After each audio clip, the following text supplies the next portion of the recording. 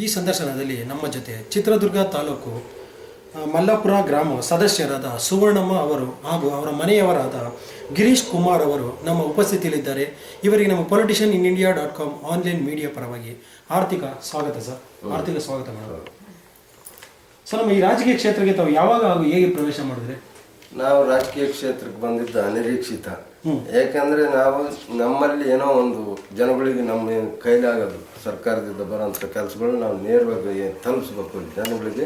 ನಾವು ಮನುಷ್ಯ ಶಾಶ್ವತ ಅಲ್ಲ, ತಾವು ಮಾಡಿದ ಕೆಲಸ ಶಾಶ್ವತ. ಏನಾದರೂ ಮನುಷ್ಯ ಹೋದ್ರು ಅಟ್ಲೀಸ್ಟ್ ಅವನು ಹೋದಾಗಲಾದರೂ ಒಂದು ಸ್ವಲ್ಪ ಮಟ್ಟಿಗೆ ಜನ ಅವನ್ನ ನೆನೆಸ್ಕೋಬೇಕಾಗಿ ಒಂದು ಅವನ್ನ ಜ್ಞಾಪಕ ಇಟ್ಕೊಳಕ್ಕೆ ಒಂದು ಹೆಜ್ಜೆ ಗುರುತುಗಳಿರ್ಬೇಕು ಅನ್ನೋ ಒಂದು ಆಸೆ ಆಕಾಂಕ್ಷೆಗಳಿದ್ದ ನಾವು ಈ ರಾಜಕೀಯ ಸದಸ್ಯರಾಗಿ ನಮ್ಮ ಗ್ರಾಮದಲ್ಲಿ ಅತ್ಯವಶ್ಯಕತೆ ಭಾರಿ ಚಿತ್ರದುರ್ಗ ಟೌನ್ನಿಂದ 2 ಕಿಲೋಮೀಟರ್ ದೂರ ಇದ್ದರು. ಒಂದು 30 ಕಿಲೋಮೀಟರ್ ದೂರ ಇರೋ ಕುಗ್ರಾಮ ಆಗೋಗಿತ್ತು. ಲೈಟಿಂಗ್ಸ್ ಇಲ್ಲದೆ, ನೀರಿಲ್ಲದೆ, ಬೆಳಕಿಲ್ಲದೆ. ಇವನ್ ಏನಾದರೂ ಚೇಂಜಸ್ ಮಾಡ್ಬೇಕು ಅನ್ನೋ ಒಂದು ಈ ದೃಢ ಸಂಕಲ್ಪದಿಂದ ನಾನು ಈ ರಾಜಕೀಯಕ್ಕೆ ಬಂದು ನಮ್ಮ ಮನೆಯವ್ರನ್ನ SC ಮೀಸಲು ಕ್ಷೇತ್ರ ಬಂದಿತ್ತಲ್ಲ, ಎಸ್ ಟಿ ಇದರಿಂದ ಮಹಿಳೆ ಇದ್ದ ನಮ್ಮ ಮನೆಯವ್ರ ಅಭ್ಯರ್ಥಿ ಆದಾಗ ಅವ್ರ ಮುಖಾಂತರ ನಾನು ಜನಪರ ಕೆಲಸ ಮಾಡಕ್ಕೆ ಹೋಗ್ತೇನೆ. ಒಂದು ಮನಸ್ಸಲ್ಲಿ ಜನ ಸೇವೆ ಮಾಡಬೇಕು ಅನ್ನೋ ಒಂದು ಕಾರ್ಯದಿಂದ ನಮ್ಮ ರಾಜಕೀಯಕ್ಕೆ ನಮ್ಮ ರಾಜಕೀಯಕ್ಕೆ ಬರೋದಕ್ಕೂ ಮುಂಚೆ ತಾವು ಈ ಊರಲ್ಲಿ ಯಾವ್ದಾದ್ರು ಸಂಘಟನೆಗಳ ಪರವಾಗಿ, ರೈತರ ಪರವಾಗಿ ಹೋರಾಟ ಮಾಡಿದ್ದೀರಾ? ಇಲ್ಲ, ನಾನು ಯಾವತ್ತು ಬಡವ್ರ ಪರ, ಬಡವರಿಗೆ ಯಾರಿಗೆ ಈಗ ಮೊದಲಿದ್ದನ ನಂದೊಂಥರ ವ್ಯಕ್ತಿತ್ವ ಇತ್ತು. ನನಗೆ ಬಡವರಿಗೆ ಅನ್ಯಾಯ ಆಗಂಗಿಲ್ಲ, ಅವ್ರಿಗೆ ಏನು ಬರ್ಬೇಕು ನೇರವಾಗಿ ಸಿಗಲಿ ಅನ್ನೋ ಒಂದು ಇದು ಮನಸ್ಸು. ಆ ಒಂದು ಇದ್ರಿದ್ದ ಮೊದಲಿದ್ದನು ಯಾರಿಗಾದ್ರೂ ಅನ್ಯಾಯ ಆದಾಗ ತಡ್ಕಣ ಇದಿಲ್ದಂಗೆ ನಾನು ಹೋಗಿ ಅವ್ರಿಗೆ ಏನು ಸೇರ್ಬೇಕು ಅದನ್ನ ಸೇರ್ಸಕ್ಕೆ ಹೋರಾಟ ಮನೋಭಾವದಲ್ಲಿ ಬಂದ ನಾನು. ಸೊ ತಾವೇ ಒಂದು ಸೆಂಟ್ರಲ್ ಹೋಗಿ ಎಲ್ಲ ಅವರ ಒಂದು ಮಾತುಕತೆ ಮಾತಾಡಿ ವ್ಯವಸ್ಥೆ ಮಾಡ್ಕೊಡ್ತಿದ್ರು. ಈ ನಮ್ಮ ರಾಜಕೀಯ ಕ್ಷೇತ್ರಕ್ಕೆ ಬಂದು ಹಾಗೂ ಗ್ರಾಮದ ಒಂದು ಸದಸ್ಯರಾಗಿ ಇಲ್ಲಿವರೆಗೂ ನೀವು ನಿಮ್ಮ ಗ್ರಾಮಸ್ಥರಿಗಾಗಿ ಯಾವ್ಯಾವ ಕೆಲಸ ಕಾರ್ಯಗಳನ್ನ ಅಭಿವೃದ್ಧಿಗಳನ್ನ ಮಾಡಿದ್ದೀರಾ? ನಾನು ಸ್ಟಾರ್ಟಿಂಗ್ ಬಂದಾಗ ಮೇನ್ ಏನಪ್ಪ ಅಂದ್ರೆ ನೀರುಗಳು ಬಿದ್ದವು, ಊರಲ್ಲೇ ನಿಂತ್ಕೊಂಡು ಕೊಚ್ಚೆ ತರ ಆಗವು ರೋಡು ಅವೆಲ್ಲ. ನಾನು ಮೊದಲನೇ ಪ್ರಾಧಾನ್ಯತೆ ಏನು ಕೊಟ್ಟೆ ಅಂದ್ರೆ ಮಳೆ ನೀರು ಹೊರಗೆ ಹಾಕೋದಕ್ಕೆ ಚರಂಡಿಗಳೆಲ್ಲ ಸೈಜ್ ಕಟ್ಟಡ ಮಾಡಿ ಚರಂಡಿ ನೀರು ಯಾಕಂದ್ರೆ ನಮ್ಮೂರಿಗಿದ್ದಂಥ ಸ್ಪೆಷಲಿಸ್ಟ್ ಯಾವ ಊರಲ್ಲಿ ಇಲ್ಲ. ಬಟ್ ಏನಪ್ಪ ಅಂದ್ರೆ ವರ್ಕ್ ಮಾಡೋ ಮುಂದಾಲೋಚನೆ ಇಲ್ಲ. ನಮ್ಮದು ಏನೇ ಮಾಡಿದ್ರು ಕೆಳಗೆ ಡೈನೇಜರ್ ಇದ್ದಂಗಿದೆ. ಅದೇ ಉದ್ದೇಶವಾಗಿ ಎಷ್ಟೋ ಊರಾಗ ನೀರು ಹೊರಗೆ ಹೋಗಲ್ಲ, ಅಪ್ಪಿರುತ್ತೆ, ಊರು ತಗ್ಗಿರುತ್ತೆ, ನೀರು ಹೋಗಕ್ಕೆ ಅಪ್ಪಿರುತ್ತೆ. ನಮ್ಮೂರಾಗ ಸೂಪರ್ ಇದೆ. ಎಲ್ಲಿ ಮ್ಯಾಲಿದ್ದ ನೀವು ಬಿಟ್ರು ನೀರು ಸೀದಾ ಹೋಗುತ್ತೆ ಹೊರಗಡೆಗೆ, ಸೀದಾ ಊರಲ್ಲಿ ಎಲ್ಲಿ ನಿಲ್ದ. ಆ ಒಂದು ಮುಂದೆ ಇದನ್ನ ಇಟ್ಕೊಂಡು ನಾನು ಏನು ಮಾಡಿದೆ, ಮೊದಲನೇ ಪ್ರಾಧಾನ್ಯತೆ ಚರಂಡಿ ಮಾಡಿಸಿದೆ. ಮೊದಲನೇ ಚರಂಡಿ ಕೆಲಸ. ಚರಂಡಿಯಲ್ಲಿ ಹೆಂಗಬ್ಬ ಒಂದು ದೇವ್ರ ಹೊರ ಕೊಟ್ಟಂಗೆ ಈ ಉದ್ಯೋಗ ಖಾತ್ರಿ ಒಳಗೆ ಎನರ್ಜಿ ವರ್ಕ್, ಮಹಾತ್ಮ ಗಾಂಧಿ ರಾಷ್ಟ್ರೀಯ ಉದ್ಯೋಗ ಖಾತ್ರಿ ಇದ್ರೊಳಗೆ ಜನಗಳನ್ನೆಲ್ಲ ಸಂಘಟನೆ ಮಾಡ್ಕೊಂಡು ನೀವೇ ಮಾಡಿ ನಿಮ್ಮ ಹಳ್ಳಿನ ನೀವೇ ಅಭಿವೃದ್ಧಿ ಪಡಿಸ್ಬೇಕಂತ ಅವ್ರ ಮನೆಗೂ ತೆರಳಿ ಅವ್ರಿಗೆ ಹೇಳಿ, ಈ ಥರ ನಿಮ್ಮೇ ದುಡ್ಡೇ ನೀವೇ ಕೆಲಸ ಮಾಡೋದು, ನಿಮ್ಮ ಕೆಲಸಕ್ಕೂ ನಿಮಗೆ ಕೂಲಿ ಬರುತ್ತೆ, ನಿಮ್ಮ ಗ್ರಾಮನೂ ಕ್ಲೀನ್ ಆಗುತ್ತೆ ಅನ್ನೋ ಒಂದು ಹೇಳಿ ಅವ್ರನ್ನೆಲ್ಲ ಹಿಡ್ಕೊಂಡು ವರ್ಕ್ ಮಾಡಿಸಿದ್ವಿ, ಕೆಲಸ ಮಾಡಿಸಿ. ಬೇರೆ ಇನ್ನು ಏನೇನು ಕೆಲಸ ಮಾಡಿಸಿದ್ರಿ? ಮತ್ತೆ ಈ ರೈತರಿಗೆ ಅವ್ರಿಗೆ ಅಡಿಕೆ SC ST ಒಳಗೆ ಹೊಲ ಸಮತಟ್ಟಿರಲ್ಲ, ಏನಿರಲ್ಲ, ಅವ್ರ ಹತ್ರ ಶಕ್ತಿ ಇರಲ್ಲ. ಆ ಒಂದು ಅವರಿಗೆಲ್ಲ ಈ ಗೌರ್ಮೆಂಟ್ ಇದರಿಂದ ಬದು ನಿರ್ಮಾಣ, ಜಲನಾಭಿವೃದ್ಧಿ ಇದ್ದ ಬದು ನಿರ್ಮಾಣ ಮಾಡೋದಕ್ಕೆ ಅದು ಮಹಾತ್ಮ ಗಾಂಧಿ ರಾಷ್ಟ್ರೀಯ ಉದ್ಯೋಗ ಖಾತ್ರಿ ಇದೆ. ಅದೊಂಥರ ಪ್ರತಿಯೊಂದು ಗ್ರಾಮ ಪಂಚಾಯತಿಗೂ ಸಂಜೀವನಿ ಬಂದಂಗೆ ಬಂದಿದೆ. ಅದನ್ನ ಉಪಯೋಗಿಸಿದ್ರೆ ಪ್ರತಿಯೊಂದು ಗ್ರಾಮನು ಆ ಹಿಂದಿಯನ್ ಮಹಾತ್ಮ ಗಾಂಧೀಜಿ ಹೇಳಿದ್ರು ರಾಮರಾಜ್ಯ ಇಷ್ಟೊತ್ತಿಗೆ ನಾವು ಮಾಡ್ಕೋಬೋದಾಯ್ತು, ಪ್ರತಿಯೊಂದು ಗ್ರಾಮನು ಮಾಡ್ಕೋಬೋದಾಯ್ತು. ನಾವು ಅದನ್ನ ಸರಿಯಾದ ಮಾರ್ಗದಲ್ಲಿ ಉಪಯೋಗಿಸಿದ್ವಿ. ಆ ಒಂದು ಕೆಲಸದಿದ್ದ ಅವ್ರಿಗೆಲ್ಲ ಹೇಳಿ ಬದು ನಿರ್ಮಾಣ, ಮತ್ತೆ ಅವ್ರ ಜಮೀನಿಗೆ ಹೋಗೋಕ್ಕೆಲ್ಲ ರಸ್ತೆ ಎಲ್ಲ ಓಡಾಡಕ್ ಬರೋದು ಕಷ್ಟ ಇತ್ತು. ಆ ಒಂದು ಇವನ್ನೆಲ್ಲ ರಸ್ತೆ ಅಭಿವೃದ್ಧಿ ಕೆಲಸ. ಮತ್ತೆ ಈಗ ಕೆಲಸ ಅಂದ್ರೆ ಯಾವುದು CC ರೋಡು ಎಲ್ಲ ST ಈ ಕೇರಿ ಒಳಗೆ ಏನ್ ಸ್ವಂತ ಅವಿರುತ್ತೋ ರೋಡು ಓಡಾಡಗೆ CC ರೋಡು MLA ಬಸವಣ್ಣವರು ಹಾಕಿಕೊಟ್ಟಿದ್ರು. ಅವರಿದ್ದ CC ರೋಡ್ ಆಗಿತ್ತು. ಆಮೇಲೆ ಮತ್ತೆ ಈ ಲೈಟು, ಕುಡಿಯೋ ನೀರು ಮೊದಲನೇ ಪ್ರಾಧಾನ್ಯತೆ, ಕುಡಿಯೋ ನೀರು. ಮತ್ತೆ ನಮ್ಮ ಶಾಲೆ ಒಂದು 60 ವರ್ಷ ಆಗಿತ್ತು, ಅದು ಒಂದು ಬಿದ್ದೋಗ ಮಟ್ಟಕ್ಕಿತ್ತು ಕಟ್ಟಡ ಬಿದ್ದೋಗ ಮಟ್ಟಿತ್ತು. ಅದನ್ನೆಲ್ಲ ಪೂರ ಡ್ಯಾಮಿನೇಟ್ ಮಾಡಿಸಿ ಹೊಸ ಶಾಲೆ ಮಾಡಕ್ಕೆ ನಮ್ಮ ಮೇಡಮರು ಹೆಡ್ ಮೇಡಮರ್ ಸಹಕಾರ ಭಾರಿ ದೊಡ್ಡದು. ಯಾಕಂದ್ರೆ ಅವರು ಒಬ್ಬ ಹೆಣ್ಣು ಮಗಳಾಗಿ ಹೋರಾಟ ಇಲ್ಲಿ ಎಷ್ಟೋ ಜನ ಎದುರಾದರು ಪ್ರಭಾವಿಗಳು. ಮೊದಲೆಲ್ಲ ಏನಾನ ಮಾಡ್ಕೊಂಡು ಅದು ನಮ್ಮ ಜಾಗ ಅನ್ನೋ ಒಂದು ಭಾವನೆ ಅವ್ರನ್ನೆಲ್ಲ ಎದುರಿಸಿ ಮೇಡಮ್ ಅವರು ಜನನ ಸದಸ್ಯರನ್ನ ಹಿಡ್ಕೊಂಡು ಕೆಲಸ ಮಾಡಿ ಇವತ್ತು ಬಿಲ್ಡಿಂಗ್ಸ್ ಸಜ್ಜಿತ ಬಿಲ್ಡಿಂಗ್ ಆಗಿದೆ, ಡಬಲ್ ಅಪ್ ಟಿಯರ್. ಮತ್ತೆ ಇನ್ನೊಂದು ಕೊರಗೆ ಏನಪ್ಪ ಅಂದ್ರೆ ನಮಗೆ ನಮ್ಮ ಮಲ್ಲಾಪುರದ ಕೋಡಿ ಬಿದ್ದು ಹೋಯ್ತು, ಕೆರೆ ಕೋಡಿ ಬಿದ್ದು ಹಳ್ಳೆಲ್ಲ ತುಂಬೋಯ್ತು, ಹಳ್ಳೆಲ್ಲ ನೀರು ನುಗ್ಗಿತ್ತು. ಅವಾಗ ಆಗಿನ ಮುಖ್ಯಮಂತ್ರಿ ಆದಂತ ಸನ್ಮಾನ್ಯ ಯಡಿಯೂರಪ್ಪನವರೆಲ್ಲ ಬಂದು ನೋಡ್ಕೊಂಡು ಹೋದ್ರು. ನಮ್ಮೂರಿಗೆ 10 ರೂಪಾಯಿ ಅನುದಾನ ಹಾಕ್ಲಿಲ್ಲ. ಅಷ್ಟೆಲ್ಲ ಅನ್ಯಾಯ, ಅದೊಂದು ನೋವು ನಮ್ಮನ್ನ ಸದಾ ಕಾಡುತ್ತೆ. ಯಾಕೆ ಗೊತ್ತ, ನಮಗೆ ಇವತ್ತಿಂದ ನೋಡೋದ್ರಲ್ಲ ಕಣ್ಣಾರ ಆವಾಗಿನ DC ಆದಂತ ಆದಿತ್ಯ ಬಿಸ್ವಾಸ್ ಅವರೆಲ್ಲ ನೈಟ್ 11:00ವರೆಗೆ ಬಂದು ಜನಗಳು ಕಷ್ಟ ಸುಖ ನಮ್ಗೆಲ್ಲ ಇದನ್ನ ಗಂಜಿ ಕೇಂದ್ರ ತೆರೆದು ಅಲ್ಲಿ ಪೊಲೀಸ್ ಸಮುದಾಯ ಭವನಾಗ ಇಟ್ರು ನಮ್ಮನ್ನು ಇದುವರೆಗೂ ಒಂದು ಕೆಲಸನ ಮಾಡಲಿಲ್ಲ. ನೀರಿಗೆ ತಡೆಗೋಡೆ ಮಾಡಲಿಲ್ಲ, ಊರಿಗೆ ನುಗ್ಗೋದಕ್ಕೆ ಏನು ಮಾಡಲಿಲ್ಲ, ತಡೆಗೋಡೆ ಮಾಡಲಿಲ್ಲ, ಏನೇನಿಲ್ಲ. ಆ ಒಂದು ಇದು ಭಾಳ ದುಃಖಕರ. ಯಾಕೆ ಗೊತ್ತಾ, ಜನಗಳಿಗೆ ನಮ್ಮ ನಾಳೆ ಜನಗಳಿಗೆ ಮನಸ್ಸಿರ್ಬೇಕು. ಅಷ್ಟೆಲ್ಲ ಬಂದು ನೋಡ್ಕೊಂಡು ಹೋಗಿ ನಮಗೆ ಏನು ಅನುಕೂಲ ಮಾಡಲಿಲ್ಲ. 2 ಕಿಲೋಮೀಟರ್ ದೂರ ಇದ್ದು ನಾವು ಒಂಥರ ಎಲ್ಲೋ ಒಂದು ಕುಗ್ರಾಮದಲ್ಲೇ ಇದ್ವಿ ನನ್ನ ಭಾವನೆ. ಲೈಟಿಂಗ್ಸ್ ಇಲ್ಲ, ಲೈಟಿಂಗ್ಸ್ ನಿರಂತರ ಜ್ಯೋತಿ ಒಂದು ಸ್ವಲ್ಪ ವ್ಯವಸ್ಥೆ ಮಾಡಿರಿ ಅಂತೇಳಿ ಇಲ್ಲಿಗೆ 10 ಸಲ ಅರ್ಜಿ ಕೊಟ್ಟಿದ್ವಿ. ವಿದ್ಯಾವಂತರಿಗೆ ಭಾರಿ ತೊಂದರೆ ಆಗುತ್ತೆ. ಎಷ್ಟೊತ್ತಿನಾಗ ಕರೆಂಟ್ ತೆಗಿತಾರೆ. ಅದರಲ್ಲೂ ನಾವು ರೈತಾಪಿ ವರ್ಗ ನೈಟ್ ಹೋಗ್ಬೇಕಾದ್ರೆ ಈ ಕಾಡು ಪ್ರಾಣಿಗಳು ತೊಂದರೆ ಕೊಡ್ತವೆ. ಆ ಒಂದು ಇದಕ್ಕೆ ನಮ್ಗೆ ಅವೊಂದು ಸ್ವಲ್ಪ ಅನುಕೂಲ ಆಗ್ಬೇಕು. ಅಷ್ಟೆಲ್ಲ ಮಾಡಿದ್ರು ನಾವೊಂದು ಸ್ವಲ್ಪ ಅಳಿಲಿಸ್ತೇವೆ. ನಮಗೆ ಆಲ್ರೆಡಿ ಗ್ರಾಮ ಪಂಚಾಯತ್ ಸದಸ್ಯರಂದ್ರೆ ಸರ್ವ ಅಧಿಕಾರನು ಸರ್ವ ಅನುದಾನ ನಮ್ಮ ಕೈಯಿಂದಲೇ ಹೊರಟೋಗಲ್ಲ. ನಮಗೆ ನಮ್ಮ ಮೇಲೆ ಆದಂಥ TP ಇದೆ. ಆ TP 10 ರೂಪಾಯಿ, ZP 20 ರೂಪಾಯಿ, ML ಒಂದು 50 ರೂಪಾಯಿ, MP ಒಂದು 100 ರೂಪಾಯಿ.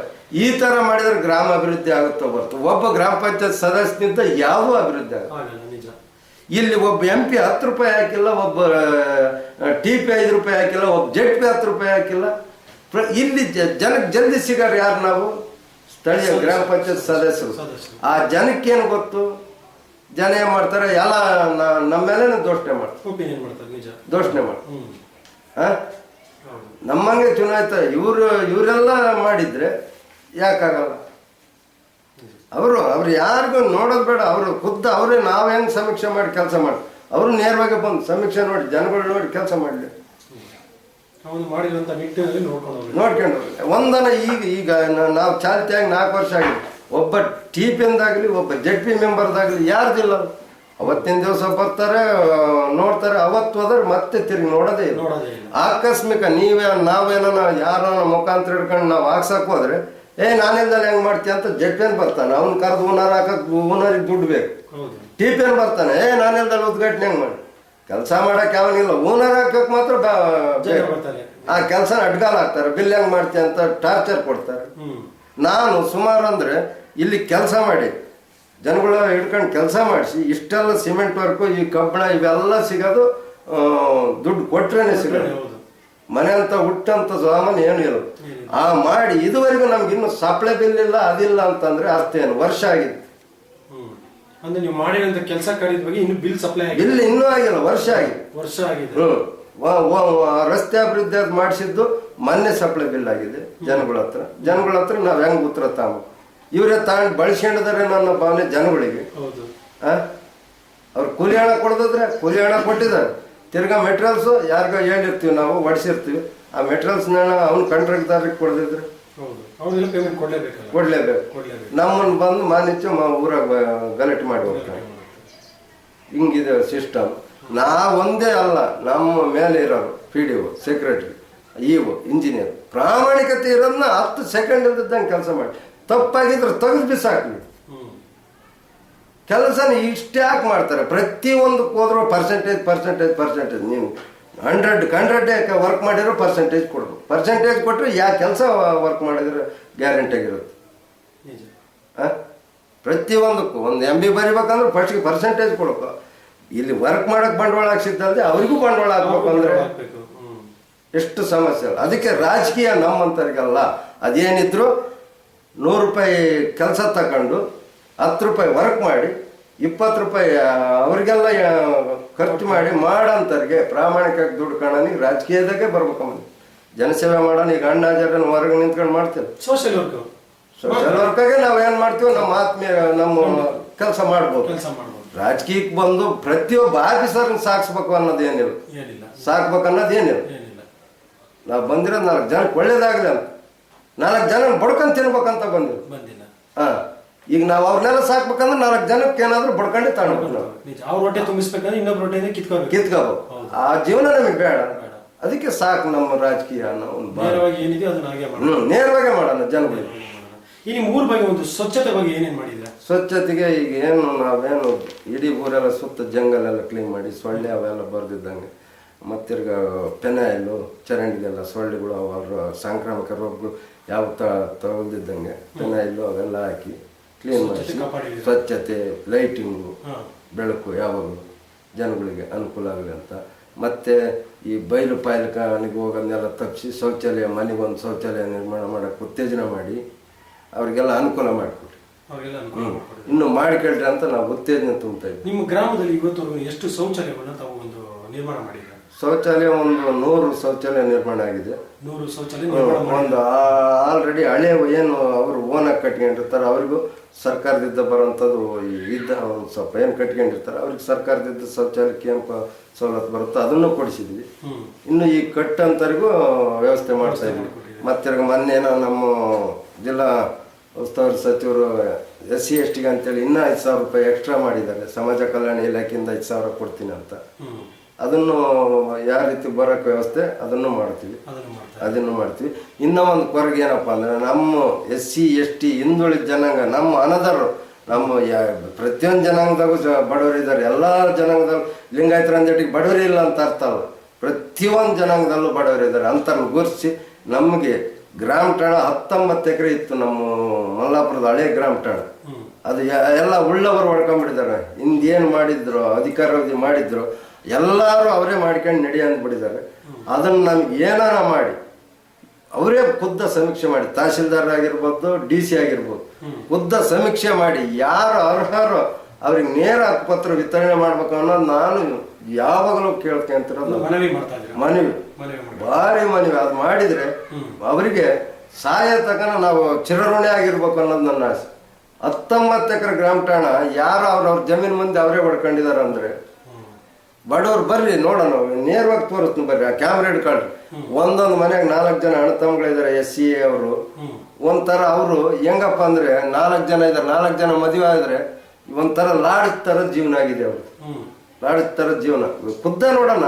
ಯಾಕಂದ್ರೆ ನಾವೆಲ್ಲ ಕೂತ್ಕೊಂಡು ಹೇಳಿದ್ರೆ ತಪ್ಪಾಗುತ್ತೆ. ಖುದ್ದ ನಾವು ಸಮೀಕ್ಷೆ ನೋಡೋಣ. ಲಾಡ್ಜ್ ಥರ ಜೀವನ ಆಗುತ್ತೆ. ಬಿಡು, ಅವರಿಬ್ಬರು ಗಂಡ ಹೆಂಡತಿ ಒಳಗೆ ಹೋಗಿ ಬಂದ್ಮೇಲೆ ಅವ್ರು ಹೊರಗಿರ್ಬೇಕು, ಆಮೇಲೆ ಒಳಗೆ ಈ ಥರದ ಭಾವನೆ ಆಗಿದೆ. ಮತ್ತೆ ಈ ಸಂಸಾರ ನಡಿಬೇಕಂದ್ರೆ ಜೀವನ ಲಾಡ್ಜ್ ಥರ ಜೀವನ ಮಾಡ್ತಿದ್ದಾರೆ. ಒಂದು ಏನು ನಾವು ಎಷ್ಟು ಮಾಡಿದ್ರು ಈ ಆ ತಹಶೀಲ್ದಾರಿಗೆ ಈಗಲೂ ನಾನು ಅದು ಪಾಣಿ ತೆಗಿತೀನಿ, ಸರ್ಕಾರದ ಹೆಸರಿನಲ್ಲೇ ಬರ್ತಿದ್ದೆ. ಎಲ್ಲ ಜಮೀನೆಲ್ಲ ಮಾಡ್ಕೊಂಡು ಅಡಿಕೆ ತೋಟ ಹಾಕ್ಕೊಂಡು ಮನೆಗಳು ಕಟ್ಕೊಂಡು ಪಂಚಾಯತಿಗೆ ಹಕ್ಕುಪತ್ರ ಮಾಡಿಕೊಟ್ಟು ಖಾತೆ ಮಾಡಿಕೊಟ್ಟು. ಯಾರು ಕೊಟ್ಟರು ಅವ್ರಿಗೆ ರೇಟಿಂಗ್ಸ್? ಪಂಚಾಯತಿಗೆ ಖಾತೆ ಮಾಡೋಂಥ ರೇಟಿಂಗ್ಸ್ ಯಾರು ಕೊಟ್ಟರು? ಯಾರು ರೂಪಾಂತರವಾಗಿ ಮಾಡಿದ್ರು ಅದನ್ನು ಖಾತೆಗಳು ಯಾರು ರೂಪಾಂತರ ಮಾಡಿ. ನಮ್ಮ ಲ್ಯಾಂಡ್ ಏನೈತೋ ತಹಶೀಲ್ದಾರಿಗೆ ಸಂಬಂಧಪಟ್ಟಿತ್ತು. ಅವ್ರು ಬಂದು ಅದನ್ನ ಪರಿವರ್ತನೆ ಮಾಡಿ ಲ್ಯಾಂಡಿಗೆ ಪರಿವರ್ತನೆ ಮಾಡಿ ಅವ್ರು ಕೊಟ್ಟಾಗ ಓಕೆ. ಯಾವ ಮುಖಾಂತರ ಯಾವ ಪವರ್ ಕೊಟ್ರು? ಯಾರ ಹತ್ರದ 5,000 ತಾಣೋದು ಖಾತೆ ಮಾಡಿ ಕೊಡ್ತೀನಿ ಅಂದ್ರೆ ಯಾವ ಅರ್ಥ? ಪರಿಶೋಧನೆ ಮಾಡಿ ಪ್ರತಿಯೊಬ್ಬರಿಗೂ ಸಿಗಲಿ. ಪ್ರತಿಯೊಬ್ಬ ಜನಾಂಗ 16 ಜನಾಂಗ ಇದೆ ನಮ್ಮೂರಲ್ಲಿ. ಪ್ರತಿಯೊಂದು ಜನಾಂಗಕ್ಕೂ ಮನೆ ಸಿಗಲಿ. ಕೊಟ್ಟು ಉಳ್ದವು ಯಾರು ಹೊರಗಡೆ ಬಂದಂತವ್ರಿಗೆ ಇಲ್ದಂತವ್ರಿಗೆ ಅವಕಾಶ ಮಾಡ್ತೀವಿ. ಈ ನಿಮ್ಮ ಗ್ರಾಮದಲ್ಲಿ ಹಿಂದುಳಿದ ವರ್ಗದವ್ರಿಗೆ, ಬಡ ಕುಟುಂಬದವ್ರಿಗೆ ಇಲ್ಲಿವರೆಗೂ ತಾವೇನೇನು ಮಾಡಿದ್ರೆ? ಹಿಂದುಳಿದ ವರ್ಗದವ್ರಿಗೆ ಅಂದ್ರೆ ಜನರಲ್ ಜನರಿಗೆ ಅವ್ರಿಗೂ ಈ ಬಸವ ಮನೆ, ಇಂದಿರಾವಾಸ ಮನೆ ಅವ್ರಿಗೆ ಮನೆ ಕೊಟ್ಟಿದೆ. ಮತ್ತೆ ಅವರಿಗೂ ಈ ಸಣ್ಣ ರೈತರಿಗೆ ಬದ ನಿರ್ಮಾಣ ಮಾಡ್ಕೊಳಕ್ಕೆ ಎಷ್ಟು ಮನೆಗಳನ್ನ ತಾವು ಮಾಡಿಸ್ಕೊಟ್ಟಿದ್ದೀವಿ? ಜನರಲ್ಲಿಗೆ ಒಂದು 15 ಮನೆ ಆಗಿದೆ. 15 ಮನೆ ಮಾಡಿಸ್ಕೊಟ್ಟಿದ್ದೀವಿ ಬಡ ಕುಟುಂಬ. ಇಲ್ಲಿ ಇಷ್ಟೆಲ್ಲ ಕೆಲಸ ಕಾರ್ಯಗಳು ತಾವು ಮಾಡ್ಕೊಂಡು ಇಷ್ಟೆಲ್ಲ ಒಂದು ಸದಸ್ಯರಾಗಿ ಮಾಡ್ತಾ ಇದ್ದೀವಿ ಒಂದು ಗ್ರಾಮದಲ್ಲಿ. ಮುಂದೆ ಯಾವ್ದಾದ್ರು ಒಂದು ಸೋಷಿಯಲ್ ವರ್ಕರ್ ಆಗಿರ್ಬೋದು, ಇಲ್ಲ ಜಿಲ್ಲಾ ಆಗಿರ್ಬೋದು, ಇಲ್ಲ ಮುಂದೆ ಏನೋ ಒಂದು position ರಾಜಕೀಯದ್ದು ನಮಗೆ ಸಾಕು ಅನ್ನೋ ಭಾವನೆ. ಯಾಕಂದ್ರೆ ಅದೇ ಹೇಳಿದ್ನಲ್ಲ ನಾನು ಆಗಲೇ ಮೊದಲೇ ಹೇಳ್ದಂಗೆ, ನಾನು ರಾಜಕೀಯದ ನಮಗೆ ಸಾಕು. ನಮಗೆ ಏನಾದ್ರೂ ಒಳ್ಳೆ ಮನಸ್ಸು ಮಾಡಂಗಿದ್ರೆ ಹಾಗೆ ಮಾಡ್ಬೋದಲ್ಲ, ಸದಸ್ಯರಾಗೆ ಮಾಡ್ಬೋದು. ಸದಸ್ಯರಾಗಿ ಮಾಡಿದ್ರೆ ನಮಗೆ ಈ ಹೊರಗಡೆ ಜನ ಸಾಕೋದಕ್ಕಿಂತ ಅಫಿಸರ್ನ ಸಾಕೋದು ದೊಡ್ಡ ಕಷ್ಟ ಆಗುತ್ತೆ, ದೊಡ್ಡ ಕಷ್ಟ ಆಗುತ್ತೆ. ಏನ್ ಮಾಡ್ಬೇಕಂದ್ರೆ ಅವ್ರು ಕೊಡೋದನ್ನ 10 ರೂಪಾಯಿ ಕೆಲಸ ಮಾಡ್ಬೇಕು, 20 ರೂಪಾಯಿ 10 ರೂಪಾಯಿ ಕೆಲಸ ಮಾಡಿದ್ರೆ ಅಲ್ಲಿ ಕೆಲಸನೇ ಗ್ಯಾರಂಟಿ ಇರೋಲ್ಲ, ಗ್ಯಾರಂಟಿ ಇರೋಲ್ಲ. ಆ ಒಂದು ಜೀವನ ಬೇಡ. ಯಾವನ್ ಮಾಡಿದ್ದ ಅಂದ್ರೆ ಆಫೀಸರ್ ಹೆಸರು ಹೇಳಲ್ಲ, ಊರಾಗಿರೋ ನನ್ನ ಹೆಸರು ಹೇಳಲ್ಲ. ಆ ಒಂದು ಉದ್ದೇಶ. ಒಂದೊಂದು ಚರಂಡಿ ಮಾಡಿ ನಾನು 30,000 ರೂಪಾಯಿ ಸಾಲಗಾರನಾಗಿದ್ದೀನಿ. ಬಿಲ್ಲಿನ ಮೇಲೆ 30,000 ರೂಪಾಯಿ ಸಾಲಗಾರ ಕೈಯಿಂದ. ಯಾಕೆ ನಾಳೆ ಜನ ಹಿಂಗ್ ಮುಂದೋದ್ರು ಬೈಬಾರ್ದು, ಹಿಂದ್ ಬಂದ್ರು ಬೈಬಾರ್ದು. ಬರ್ರಿ ತೋರಿಸ್ತೀನಿ, 3 ವರ್ಷ ಆಗೈತೆ, ಒಂದು ಮೂಲೆ ಏನಾರ ಮುಕ್ಕಾಗೈತೆ ನೋಡ್ರಿ ಚರಂಡಿ. ನೇರವಾಗಿ ಜನಕ್ಕೆ ಅಷ್ಟು ಒಳ್ಳೆ ತರ ಸೇವೆ ಮಾಡಿದ್ವಿ. ಸರಿ, ನಮ್ಮ ಈ ಭಾರತ ಸರ್ಕಾರದಿಂದ ತಾವು ಏನ್ ಕೋರಿಕೆ ಕೇಳ್ಕೊತೀರಾ? ಭಾರತ ಸರ್ಕಾರದಿಂದ ನಮಗೆ ಆಲ್ರೆಡಿ ಈ ಮಲ್ಲಾಪುರದ ಕೆರೆ ಭಾರಿ ಗಲೀಜ್ ಬರುತ್ತೆ. ಈ ಸಿಟಿ ಲೆವೆಲ್ ನೀರೆಲ್ಲ ಏನಿದೆ ನಮ್ಮ ಕೆರೆ ಒಳಗೆ ಬರುತ್ತೆ. ಆ ನೀರು ಬರೋದನ್ನ ಒಂದು ಸ್ವಲ್ಪ ಫಿಲ್ಟರ್ ವ್ಯವಸ್ಥೆ ಮಾಡಿ, ನಮ್ಮ ಚಿತ್ರದುರ್ಗಕ್ಕೆ ಹತ್ರ ಇರೋದ್ರಿಂದ, ಆತ್ಕೊಂಡಿರೋದ್ರಿಂದ ಆ ಏರಿ ಮೇಲೆಲ್ಲ ಒಂದು ಸ್ವಲ್ಪ ಈ ಕರ್ಕೆ ಅಂತ ಮೊಗ್ಗಲೆಲ್ಲ ಬೆಳೆಸಿ, ಸ್ವಲ್ಪ ಸ್ಪ್ರಿಂಕ್ಲರ್ ಅವು ಹಾಕಿ ಅಲ್ಲೆಲ್ಲೆಲ್ಲಿ ಕುತ್ಕೊಳ್ಳೋಂಗೆ ವ್ಯವಸ್ಥೆ ಮಾಡಿ, ಒಂಥರ ಜನ ಬೆಳಿಗ್ಗೆ ಸಾಯಂಕಾಲ ಬಂದರೆ ವಾಕಿಂಗ್ ಹೋಗೋ ಥರ ಮಾಡಿ, ಇಲ್ಲಿದ್ದ ಸೀದಾ ನಮ್ಮ ಮೆದಳ್ಳಿಗೆ ಒಂದು ರೋಡ್ ಮಾಡಿ ಅದನ್ನ ರೌಂಡ್ ಹಾಕಂಗೆ ಒಂದು ಕೆರೆ, ಒಂಥರ ಪಾರ್ಕ್ ತರ ಮಾಡ್ಬೇಕು. ನಮ್ಗೆ ಅಭಿವೃದ್ಧಿ ಹೊಂದಬೇಕು ಅಂದ್ರೆ, ಈ ಗ್ರಾಮದ ಒಂದು ಅಭಿವೃದ್ಧಿ ಹೊಂದ್ಕೋಬೇಕಂದ್ರೆ ಅದು ಆ ನೀರು, ಕೊಡಿ ನೀರು ನಮ್ಮ ಊರ್ ಮುಂದೆನೆ ಹೋಗೋದ್ರಿಂದ ಅದನ್ನೊಂದು ಸ್ವಲ್ಪ ನಾಲಾ ತರ ಮಾಡಿ ನೀರು ಸೀದಾ ಗೋನೂರು ಕೆರೆಗೆ, ಈ ಕೆರೆ ಕೋಡಿ ಬಿತ್ತಂದ್ರೆ 7 ಕೆರೆ ಕೋಡಿ ಬೀಳ್ತಾವೆ. ಆ ಕೆರೆಗೆ ಅಟ್ಯಾಚ್ ಆಗೋರಿಗೆ ಕಾಲುವೆ ನಿರ್ಮಾಣ ಮಾಡಿ, ಮತ್ತೆ ಮೇಲೇನೆ GRL ಒಂದು ಹಳ್ಳ ಬರುತ್ತೆ. ಆ ಹಳ್ಳಕ್ಕೆ ನಾಲಾ ರಿವಿಟ್ಮೆಂಟ್ ಮಾಡ್ಬೇಕು. ಯಾಕೆ ಗೊತ್ತಾ, ಅದು ಏನಾರ ಬರ್ತಿತ್ತು ಅಂತಂದ್ರೆ ಊರೊಳಗೆ ನುಗ್ಗುತ್ತೆ. ಹೋದ್ಸಲ ಊರೊಳಗೆ ನುಗ್ಗಿ ಅರ್ಧ ಮನೆಗಳು ಅವೆಲ್ಲ ಬಿದ್ದೋದು. ಆ ಒಂದೊಂದು ಸ್ವಲ್ಪ ಅದನ್ನ ಶಾಶ್ವತವಾದ ಕೆಲಸ ಆಗ್ಬೇಕು. ಕಟ್ಟಡ ಮಾಡಿಸಿ ನಾಲಾ ತರ ಕೆಳಗೆ ಒಂದು ಸ್ವಲ್ಪ CC ತರ ಹಾಕಿಬಿಟ್ರೆ ನಮಗೆ ಅನುಕೂಲ ಆಗುತ್ತೆ. ಗ್ರಾಮದ ಮೇಲೆ ಇರೋದ್ರಿಂದ ಯಾವತ್ತಾದ್ರೂ, ಇವತ್ತಿಂದಲ್ಲ ಯಾವತ್ತಾದ್ರೂ ಪ್ರಕೃತಿ ವಿಕೋಪ ಆದಾಗ ಊರೊಳಗೆ ಬಂದೇ ಬರುತ್ತೆ. ಯಾವತ್ತೂ ತೊಂದರೆ ಏನೋ ಆಮೇಲೆ ಬಡವರು ಹೆಂಗೋ ಮನೆ ಕಟ್ಕೊಂಡಿರ್ತಾರೆ, ಅವಾಗ ಮನೆ ಕಟ್ಟೋದು ಕಷ್ಟ ಆಗುತ್ತೆ. ಅದಕ್ಕೆ ಅದೊಂದು ಶಾಶ್ವತವಾದ ಕೆಲಸ ಆಗ್ಬೇಕು. ಮತ್ತೆ ಈ ಒಂದು ಏನು ನಮಗೆ ಜನಗಳಿಗೆ ಸೈಟ್ ಇಲ್ಲ ಅಂತಾರೆ. ಈಗ ಯಾರು ನನ್ನ MLA ಕೇಳಿದ್ರೆ ಸೈಟ್ ಇಲ್ಲ ಅಂದ್ರೆ ಹೊಲ ಯಾರು ಕೊಡ್ತಾರೆ ಅಂತ. ನಮ್ಮ ಇರೋ ಒಂದು ಜಾಗನ ಅದು ಎಷ್ಟಿದೆ ನೋಡಿ, ಅದನ್ನು ಪ್ರತಿಯೊಬ್ಬರಿಗೂ ಬಡವರಿಗೆ ಡಿವೈಡ್ ಮಾಡಬೇಕು. ಯಾರಿಗೇ ಆಗಿರ್ಬೋದು, ಪ್ರತಿಯೊಬ್ಬರು ಬಡವರನ್ನು ಮಾನದಂಡ ಮಾಡಿ ಡಿವೈಡ್ ಮಾಡಬೇಕು. ಈಗ ನಿಮ್ಮ ಗ್ರಾಮದಲ್ಲಿ ಈ ಮುಂದೆ ಆಗಿರುವಂತ ಕೆಲಸ ಎಲ್ಲ ಬಿಟ್ಟು, ಹಿಂದೆ ಆಗಿ ತಾವು ಒಂದು ಸದಸ್ಯರಾಗಿ ಮಾಡಿರುವಂತ ಕೆಲಸ ಎಲ್ಲ ಬಿಟ್ಟು, ಮುಂದೆ ಇನ್ನು ಏನೇನೋ ಒಂದು ಅಭಿವೃದ್ಧಿ ಮಾಡಬೇಕು ಅಂತಿದೆ, ಕೆಲಸ ಕಾರ್ಯ ಮಾಡಬೇಕು ಅಂತ ಒಂದು ಯೋಚನೆ ಮಾಡ್ಕೊಂಡಿದ್ದೀರಾ? ನಾವು ಈ ಒಂದು ಸ್ವಲ್ಪ ಏನೇ ರೋಡ್ ಇದಾವೋ ಇವೆಲ್ಲ ಒಂದು ಸ್ವಲ್ಪ CC ರೋಡ್ ಆಗ್ಬೇಕು. ಅಂದ್ರೆ ಮಣ್ಣಿನ ರೋಡ್ ಎಲ್ಲ ಒಂದು CC ರೋಡ್ ಆಗ್ಬೇಕು. ಬೇರೆ CC ರೋಡ್ ಆಗಿ ನಮ್ಮ ಗ್ರಾಮಕ್ಕೆ ಒಂದು ಆಸ್ಪತ್ರೆ ಮಾಡ್ಬೇಕನ್ನೋದಿದೆ. ಯಾಕಂದ್ರೆ ಸರ್ಕಾರಿ ಆಸ್ಪತ್ರೆ, ವೆಟಿನರಿ ಯಾಕಂದ್ರೆ ನಮ್ಮ ರೈತಾಪಿ ಜನ ಜಾಸ್ತಿ ಇರೋದ್ರಿಂದ, ಹೈನುಗಾರಿಕೆ ಇರೋದ್ರಿಂದ ನಾವು ಟೌನಿಗೆ ಹಿಡ್ಕೊಂಡು ಹೋಗೋದು ಕಷ್ಟ. ಟೌನ್ ಒಳಗೆ ಬೆದರಿ ಇದಾಗುತ್ತೆ. ಇಲ್ಲಿದ್ದ ಹೋಗ್ಬೇಕಂದ್ರೆ GRLಗೆ ಹೋಗ್ಬೇಕು, ಅದು ದೂರ ಆಗುತ್ತೆ. ನಾವು ಇದು ಸೆಂಟ್ರಲ್ ಪ್ಲೇಸ್ ಆಗಿರೋದ್ರಿಂದ ಇಲ್ಲಿ ಮಾಡಿದ್ರೆ ಸುತ್ತ 4 ಹಳ್ಳಿಗೂ, ಗೋನೂರು, ಬಜ್ಮನಟ್ಟಿದ್ದ ಬರೋದಕ್ಕೂ ಸೆಂಟ್ರಲ್ ಪ್ಲೇಸ್ ಆಗಿರೋದ್ರಿಂದ ಇಲ್ಲಿ ಅನುಕೂಲ. ವೆಟರ್ನರಿದು ಒಂದು ಮಾಡ್ಬೇಕನ್ನೋದಿದೆ. ಬೇರೆ ಇನ್ನೇನು ಕೋರಿಕೆ ಇದೆ ತಮ್ಮ ಊರಿಗೆ ಅದೇ ಗ್ರಾಮಸ್ಥರಿಗೆ ನನಗೆ ಏನಪ್ಪ ಅಂದ್ರೆ ಸೈಟ್ ಬೇಕು, ಅವ್ರಿಗೆ ಸೈಟ್ ಬೇಕು. ಮತ್ತಿರ್ಗ ಒಂದು ಸ್ವಲ್ಪ ನಿರಂತರ ಜ್ಯೋತಿ ಬೇಕು, ನಿರಂತರ ಜ್ಯೋತಿ, ವಿದ್ಯುತ್ ಬೇಕು, ನಿರಂತರ ಜ್ಯೋತಿ, 24 ಗಂಟೆ ತಾಸಲ್ಲಿ ನಿರಂತರ ಜ್ಯೋತಿ, ವಿದ್ಯಾರ್ಥಿ ಕೆಲಸ ಕಾರ್ಯಗಳು ತಮ್ಮ ಅಭಿವೃದ್ಧಿ ಊರಲ್ಲಿ ಆಗ್ಬೇಕು. ಸರಿ, ನಮ್ಮ ಈ ಊರಿನ ಗ್ರಾಮಸ್ಥರು ಅಂದ್ರೆ ಮುಂದೆ ಯುವಕರಾಗಿರ್ಬೋದು, ರೈತರಾಗಿರ್ಬೋದು, ಒಂದು ಬಡ ಜನರಿಗಾಗ್ಬೋದು, ಏನ್ ಹೇಳಕ್ ಇಷ್ಟಪಡ್ತೀವಿ ಜನಕ್ಕೆ?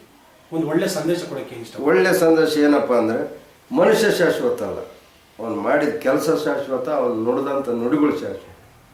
ಆ ಒಂದು ಇದಕ್ಕೆ ನಾವು ಯಾವತ್ತು ಒಳ್ಳೆಯದನ್ನೇ ಮಾಡ್ಕೊಂಡು ಹೋಗ್ಬೇಕು. ಮತ್ತಿರ್ಗ ಮುಂದೆ ಯಾರನ್ನ ನಮ್ಮ ಅಲ್ದ ಬೇರೆ ಯಾರು ಬಂದ್ರು ಒಳ್ಳೆ 4 ಕೆಲಸ ಮಾಡಿದರೆ ಮನುಷ್ಯನು ಶಾಶ್ವತ ಅನ್ನೋದು ನನಗೆ ಮುಖ್ಯ. ಯಾವಾಗಲೂ ಬದುಕಿರ್ತಾನೆ ಅವನ ಜನಗಳ ನಡುವಿನಲ್ಲಿ ಅಕಸ್ಮಾತ್. ಯಾಕಂದರೆ ಮನುಷ್ಯ ಯಾವತ್ತೂ ಶಾಶ್ವತ ಅಲ್ಲ, ಹೋಗುತ್ತೆ. ಅವನು ಮಾಡಿದ ಕೆಲಸ. ನಾವು ಇವತ್ತು ಸರ್ ವಿಶ್ವೇಶ್ವರ ನೆನೆಸೋದು ಯಾತ್ರಿಂದ KRS ಕಟ್ಟಡ ಈ ಕಡೆ ಇಲ್ಲಿ ವಾಣಿಗಳ ಸಾರ್ ಈ ಬಿಲ್ಡಿಂಗ್ನಿಂದ ವಿಶ್ವೇಶ್ವರ ಈಗಲೂ ಬದುಕಿದೆ ಅನ್ನಂಗೆ ಆಗುತ್ತೆ. ಆ ಥರ ಮನುಷ್ಯನು ಕೆಲಸಗಳು ಮಾಡ್ಬೋದು. ಎಲ್ಲಾದ್ರೂ ಮಾಡ್ರಿ ಅಂತ ಹೇಳೋದು. ಅವನ ಕೈಲಿ ಆಗೋಂಥ ಕೆಲಸ ಏನಾಗುತ್ತೋ ಒಳ್ಳೆಯದು ಮಾಡ್ಬೇಕನ್ನೋದು ನನ್ನ ಕೆಲಸ. ಬಂದ ಯಾರೇ ಬಂದಿರಲಿ ಅಭಿವೃದ್ಧಿ ದೃಷ್ಟಿಯಿಂದ ನೋಡ್ಕೊಂಡು ಹೋಗ್ಬೇಕು ಹೊರತು ಸ್ವಾರ್ಥ ದೃಷ್ಟಿಯಿಂದ ಯಾವುದನ್ನು ಮಾಡಬಾರ್ದು. ಅಭಿವೃದ್ಧಿ ದೃಷ್ಟಿಯಿಂದ ನೋಡ್ಕೊಂಡು ಹೋಗ್ಬೇಕು. ನಾವು ನಮ್ಮ ಸಾಧನೆಯನ್ನು ನಮ್ಮ ವ್ಯಕ್ತಿತ್ವ ಅನ್ನೋದು ನಮ್ಮ ಕೆಲಸದ ಮುಖಾಂತರ ಜನಗಳಿಗೆ ಸಂದೇಶ ಹೋಗ್ಬೇಕು. ಅವನು ಬಾಯಿಯ ಮುಖಾಂತರ ನಾನು ಹಂಗೆ ಹಿಂಗೆ ಅಂತ ನಾನು ಒಳ್ಳೆಯನ ಪಳ್ಳೆನ ಅಂತ ಹೇಳ್ಕೊಳಂಗಿಲ್ಲ. ಅವನು ಮಾಡಿದ ಕೆಲಸನೇ ಅವ್ನು ಹೇಳ್ಬೇಕು, ಅವನು ಒಳ್ಳೆಯನ ಕೆಟ್ಟ ನಾನು ಆ ಮುಖಾಂತರ ನಡ್ಕೊಂಡು ಹೋಗ್ಬೇಕು ಅನ್ನೋದು ನನ್ನ ಅಭಿಪ್ರಾಯ.